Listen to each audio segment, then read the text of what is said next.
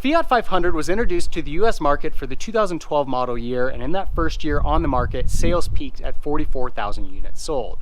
Now, since 2012, the auto industry has changed dramatically as car buyers shift away from smaller, more economical vehicles into larger crossovers and SUVs. And as a result, we're seeing large automakers like Ford and GM basically discontinue all of the cars within their lineups, while Fiat has fallen victim to the same trend. In 2019, they only sold about 3,000 units of the vehicle, and after 2019, it was discontinued. They're actually still trying to sell off remaining units of the Fiat 500. Now, the modern day Fiat 500 is kind of paying tribute to the original Fiat 500 that was sold from 1957 to 1975 and saw a single generation.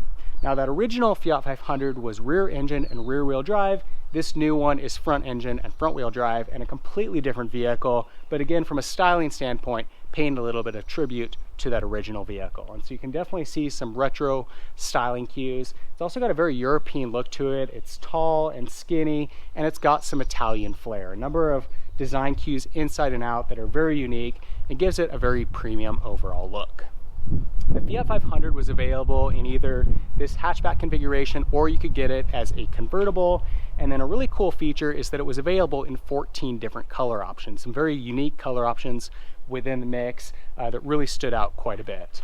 The other cool thing is that inside the vehicle, we've got some trim pieces here that match that exterior color. So depending on the direction that you go with the white, it gives it a very classy look. If you go with orange or pistachio, gives the interior of the vehicle a very unique look.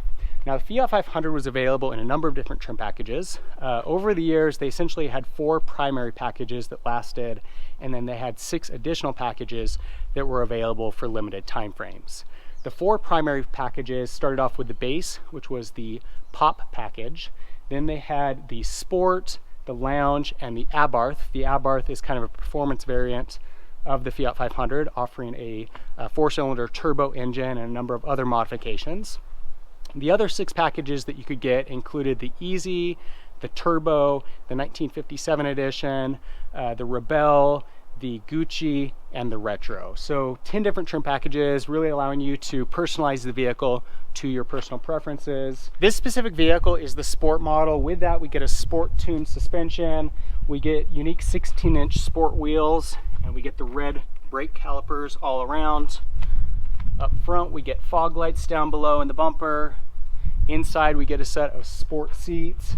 And then on the back of the vehicle, we also get a chrome tip exhaust down below here and a spoiler up above. Personally, of all the trim packages available on the Fiat 500, I like the sport package. I think it really gives the vehicle a very nice appearance.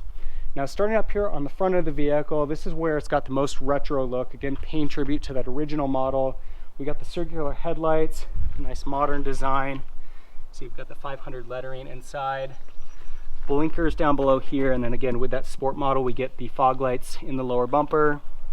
Again, the grille's got kind of that retro look. On the side of the vehicle, we've got side blinkers here. The driver mirrors also got a little integrated side mirror, helping with visibility, so kind of a cool feature for a vehicle of this size. We've got the chrome door handles, that's part of that sport package. And you'll see just overall it's got a very sporty look to it, very clean lines. I like this little trim piece that we've got along the bottom. Nice little accent. And then coming around to the back of the vehicle, again, very sporty look here. A little bit of that Italian flair. Nice attractive taillight design with the silver surround. Reflectors down in the lower bumper. A little bit of honeycomb. Chrome strip above the license plate here. Pretty dramatic slope, again, kind of matching the look of the original Fiat 500. So a very unique vehicle all around. What's really cool about this is that it's a very affordable vehicle. Prices originally started about $15,500, so it's definitely an economy car first, but it's a very unique economy car. It really stands out. It's very one of a kind, and it's got a little bit of that premium Italian flair. Looking inside the Fiat 500, you see that it's got a very unique interior. Again, slightly retro with some Italian flair. Pretty nice quality materials, and with this sport model we get a set of sport seats that has leather trimming. This vehicle is equipped with power mirrors, and a Bose premium audio system. Seats are manually operated. And then you'll see on the steering wheel we've got Bluetooth on the left hand side and cruise control on the right hand side. Got a switchblade key here. Go ahead and turn on the ignition real quick. You'll see we've got a really unique instrument cluster. Warning lights on the perimeter. We've got our speedometer, tachometer, and then an LCD screen in the middle that's got our fuel gauge and fuel economy information. Got temperature readout, a clock, odometer, and the date. Center dash here, we've got a couple vents and our audio system, which has AM/FM radio, satellite radio, and you can also connect a device using Bluetooth or hardwired connection. We've got a sport mode, hazard lights, heated rear window. This model is equipped with automatic climate control with heat and air conditioning. We've also got heated seats for driver and front passenger, fog lights, power windows for driver and front passenger, and then this model is also equipped with the automatic transmission. Down below we've got a 12-volt outlet and some cup holders, emergency brake, armrest here on the driver's seat. Up above we've got a manual dimming rearview mirror, and then we've got 2 reading lights. To access the rear seat, we've got a lever right here. You can pull that on the driver's side, and then we've got another lever down here that will slide the seat forward. Easier access is available on the passenger side. We'll walk around over here. Likewise, we've got that same lever up here. Tilts the seat back, and then the seat will slide. And you'll see that back there we've got 2 seats, so seating capacity is 4, armrests, and then 2 cup holders down here in the center. Now I'll go ahead and jump in. I am 5'10". This seat is positioned where I would want it for driving. And you'll see that getting into the back is a little bit tight, but once I'm here, I do fit. It's not real comfortable. I wouldn't want to be here for very long, but for a short drive, it's not all that bad. Headroom is okay, legroom's okay. Feels a little bit claustrophobic, but I could definitely tolerate it for a short drive. And coming around to the back, if we open up this hatch, nice large opening, and you'll see that cargo space isn't all that bad for a vehicle of this size. It's actually surprisingly good. And then the seat backs here do fold down in a 50-50 split, allowing you to increase this rear cargo area. And you'll see that with both of those down and this rear hatch open, we've actually got a lot of space. The Fiat 500 comes standard with front wheel drive and is available with 4 different powertrain options. This vehicle's got the most common engine, which is a 1.4 liter 4-cylinder. It's got 101 horsepower and 98 pound-feet of torque. That's paired to either a 5-speed manual transmission for an EPA rating of 27 miles per gallon in the city and 33 miles per gallon on the highway, or a 6-speed automatic transmission, which will see 30 miles per gallon in the city and 37 miles per gallon on the highway. 0 to 60 with this engine will take you about 9.7 seconds.